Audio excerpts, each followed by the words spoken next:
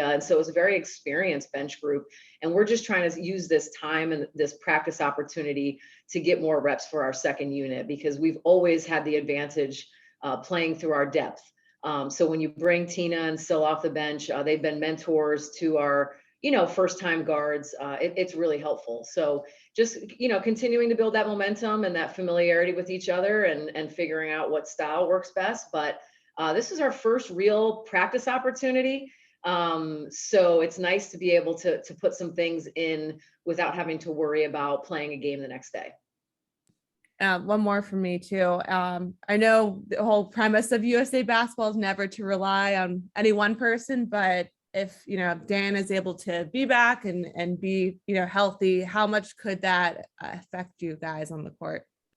Well, it has a pretty big impact, to be honest with you. And not just because we'll need to rely on her just for scoring, but she's one of the best 3-point shooters in the world, always has been. So she'll be able to stretch the defense. But to be honest with you, similar to what I say about Sue, she knows how to make the players around her better. She moves the ball well. She sees the open guy. She delivers the right pass.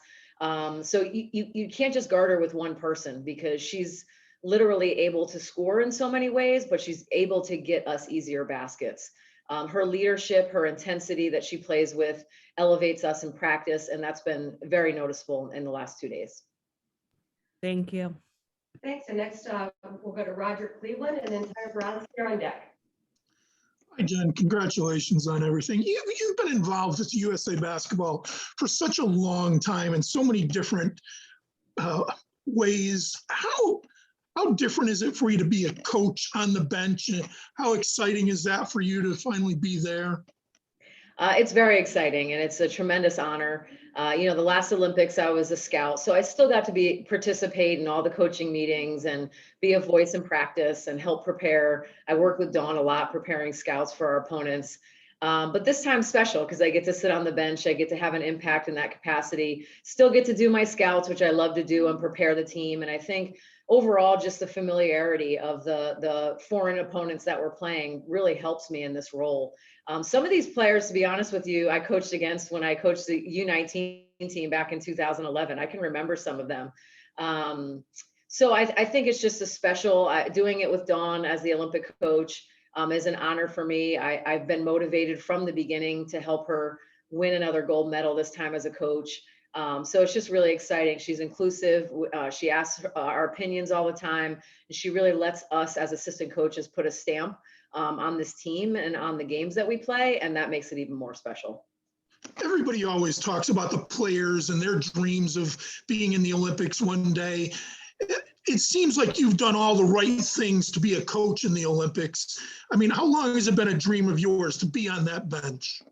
Well, Carol called me for the first time in 2006. So this has been a 15-year journey for me. I was an assistant coach with Doug Bruno for the U18 FIBA Americas in 2006.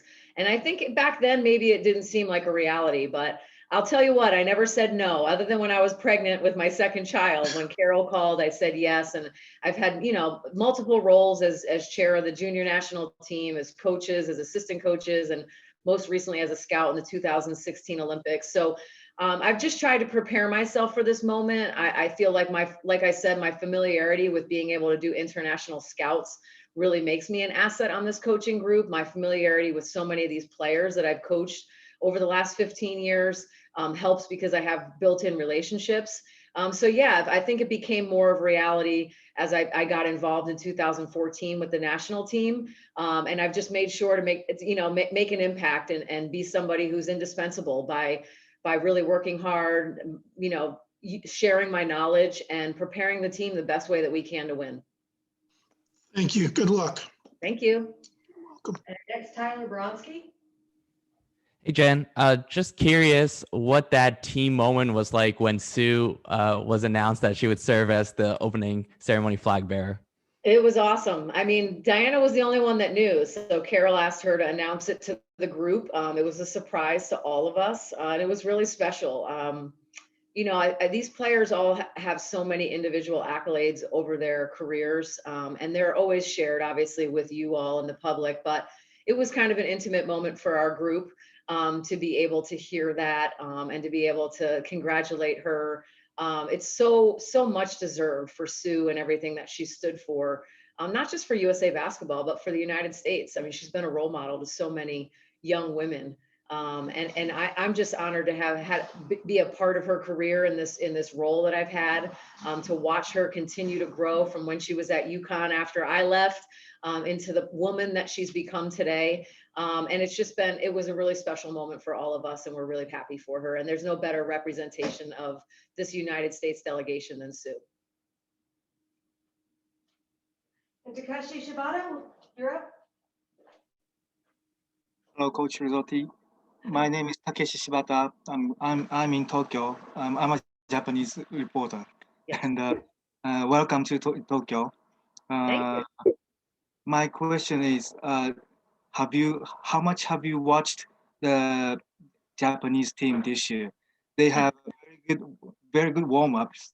I think they have 5 or 6 wins, including one against the number 6 Belgium. So, Yes. what do you think about it, and what do you know about that team? Yeah, I am very familiar with Japan, and they are my scout. I remember scouting them back in 2019 when they came to play in Washington, D.C. When I was the coach at George Washington. They played us on our home court before I think we left for Tenerife maybe, or Antibes. what was it? Antibes. Antibes. So I had that scout back then. I remember, how difficult they were, and it took us a long time, 3.5 quarters, to pull away from them. So there's a lot of respect from the United States for this team. I've also watched them recently to get ready for our game on June 30th. So very familiar with their guard play, how difficult their point guard is to guard off of ball screens, and how much she creates for her teammates. The fact that they spread the floor, they make it really difficult for you to pack the paint, because they'll play a lot of 5 out. They'll set a lot of high ball screens where all the other players are beyond the perimeter. And almost everybody on their team shoots the 3 ball really, really consistently. So although they're undersized, and at times I think teams like ourselves should be able to take advantage of them defensively, they're a really hard matchup for a lot of teams offensively. So a lot of respect. We feel like every pool is tough, but we feel specifically that our pool, starting with Nigeria and then Japan and then France, is really going to test us and really get us ready. And a little bit disappointing that they don't get to play us in front of their home crowd. To be honest, I think we were looking forward to that. I think that's one of the highlights of any Olympics, is to be able to play in front of a full arena, especially against the home team. But we're not going to take them lightly just because there's no fans there. We know that they're a formidable opponent. Their coach does a good job of scheming well on ball screen defense, and I think they'll be ready to pack the paint on us defensively and make it difficult for us to score easy baskets around the basket. Okay, thank you so much. ありがとうございました。Enjoy your stay. Yes, thank you. Michelle Vogel. Yeah, I was wondering, with your long history with USA Basketball, with Carol leaving after this Olympics, and maybe a lot of newness or change, how long do you want to continue to be involved? Is this something you want to continue to have a lot of involvement with, in the next, stage of your career? I don't know. I've kind of always taken it one step at a time. I know that they reset every 4 years, or in this case, it'll be 3 years, to get ready for the next quad. With me taking on a new role with the Connecticut Sun as the president, it removes me a little bit from the, coaching responsibilities. Obviously, I don't really know who will take over, but whoever does, I'm sure when that phone rings and it's somebody on the other end from USA Basketball, and they want any kind of involvement from me to help with their national team, it'll be hard for me to ever say no. I have relationships across the board, obviously, with Jim Tooley, Caroline, General Dempsey, and everybody that's been involved. And it's a first-class organization. So I always want to be a part of the success of USA Basketball, whatever role that is. I'll always be willing to say yes if there's a way for me to help. But right now, if I don't know what my future holds as far as coaching. If this is the last opportunity that I have to be on the sideline as a coach, it's a pretty good one. Thank you. We'll go back to Alexa. Kind of on that note, Jen, having been involved with USA Basketball over the years, and it's always easy for people to point to the talent disparity between the US and other countries for the reason why the US has been so successful, especially on like, an Olympic stage. But from your perspective, what are, I guess, maybe the attributes that help describe the culture that has led to so much success for so long? Well, first of all, the best players want to play all the time. I mean, we never want to take that for granted. The fact that Sue and Diana are back for their 5th Olympics is pretty incredible. So, as we all know, I mean, it's hard to make these teams, not because we don't have the talent, it's because we have too much in our country. And that's been evident throughout the years. So we're lucky to have the 12 players that we have.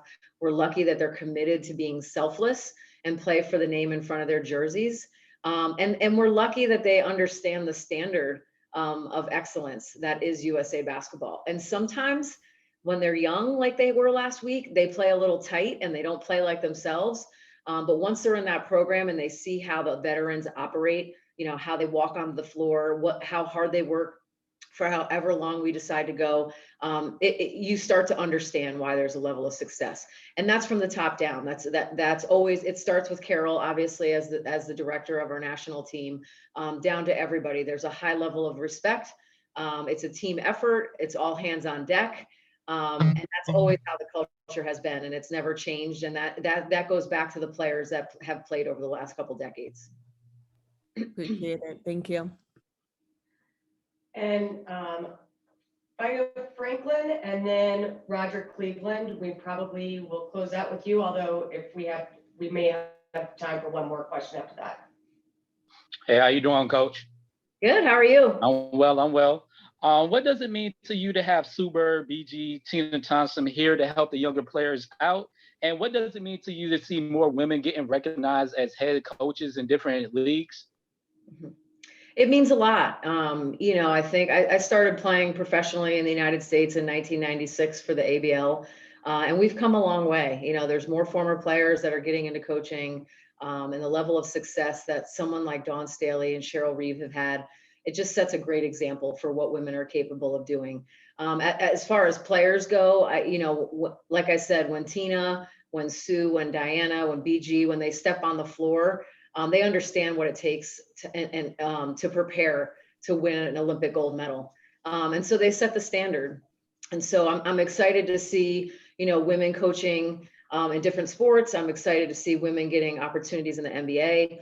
And we just need to continue to have women, looking for opportunities to be involved in our game, because, when I listen to what Dawn has to say as a former player and a former Olympian, somebody who's been in their shoes, there's no better message bearer. She understands how their bodies feel. She understands how their minds are. She understands what they're going through emotionally. And I think it's really important that we continue to have role models like that in our game. Thank you, Coach. Roger, back to you. You mentioned the young kids, and obviously Fatima Collier is on the team. She's, I think, still looking for a role for herself, but can you just talk about what she can bring to this team? Yeah.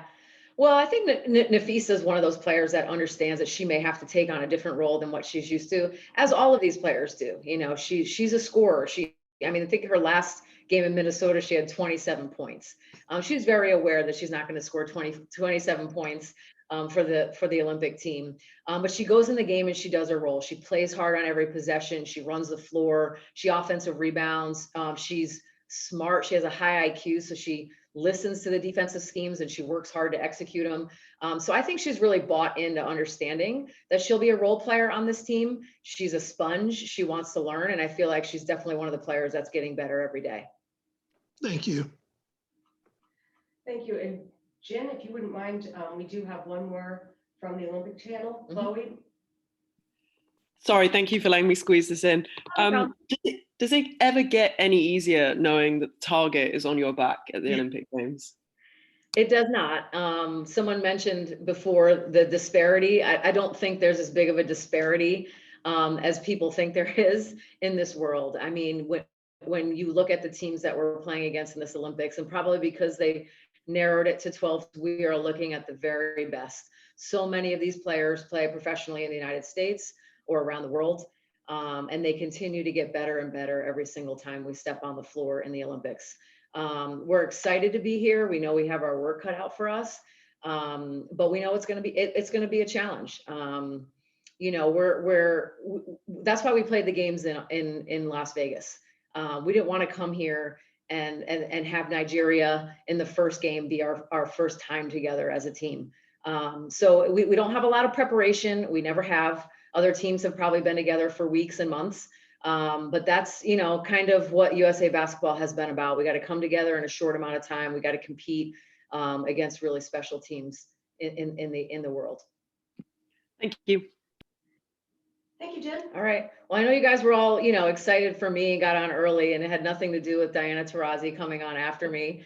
But just want to thank you. I also want to let you know, I know that there was a reporter here from Tokyo. I used to live here when I was in middle school, so it's a kind of a bummer that I can't go back to my old stomping grounds, but it's definitely nice to be back in Tokyo, and it's an honor to be serving in the Olympics in a country that I used to live in. So peace out. Thanks. Thanks, Coach.